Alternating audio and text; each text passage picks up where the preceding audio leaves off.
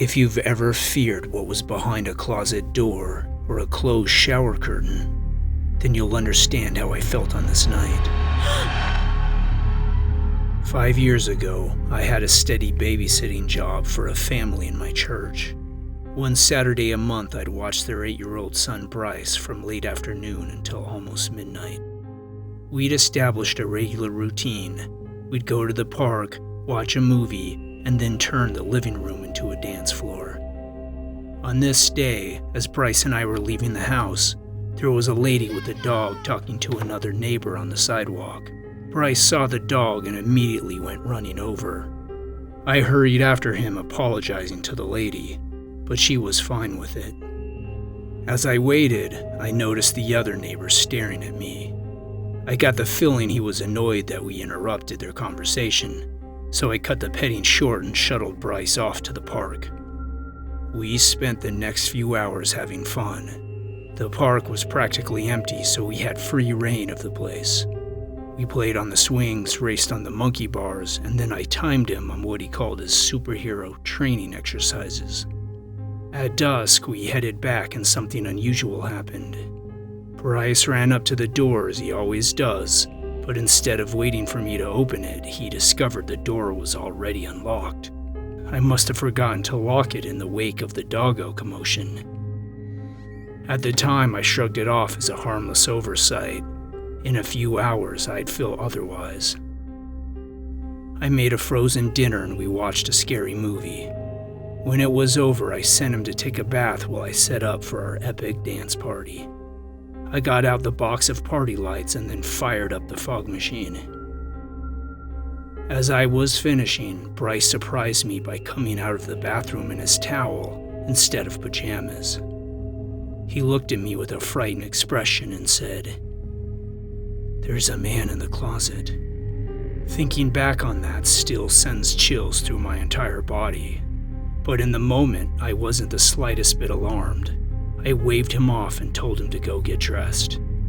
He didn't budge. Instead, he hung his head and reluctantly said, "I'm scared." This time, because of his expression and the way he said it, I believed that he believed there was someone in the closet. I told him I'd go take a look. We went into his room, and as I approached his closet, I thought about the front door being left unlocked all day, and I hesitated. I pulled open the door and nothing, just his clothes and his toys. I looked back in relief and told him nobody was in there, it was just his stuff. He then pointed at the bathroom and said, "Not that closet, the bathroom closet." I heard him. I suspected that we were going to go through the entire house, checking closet after closet until his fear subsided. We went into the bathroom and I reached for the knob, and for a moment I wondered what would happen if there was someone hiding in there.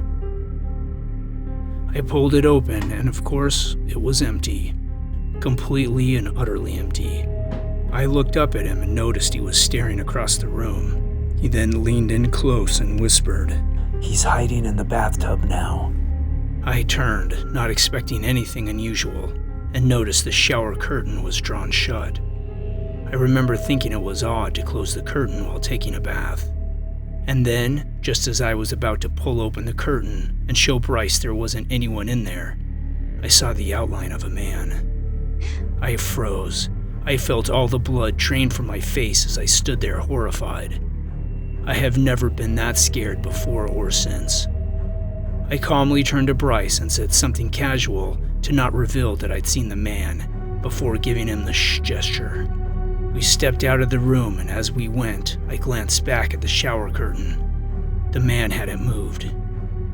I pointed to the front door, and Bryce and I quietly and carefully walked across the living room. I glanced back, half expecting he was going to be rushing after us, but he wasn't. I picked up the keys to their other car, and then we tiptoed to the front door. When I pulled it open, I heard the shower curtain being violently thrown aside. Bryce went running for the car, and I rushed after him. We got into the car, and as I went to start it, Bryce started yelling, "Look, look, look!" I glanced up to see the man creeping out of the house and stride across the lawn. He then hurried up the street, and I realized I recognized him. It was the man chatting with the lady outside the house.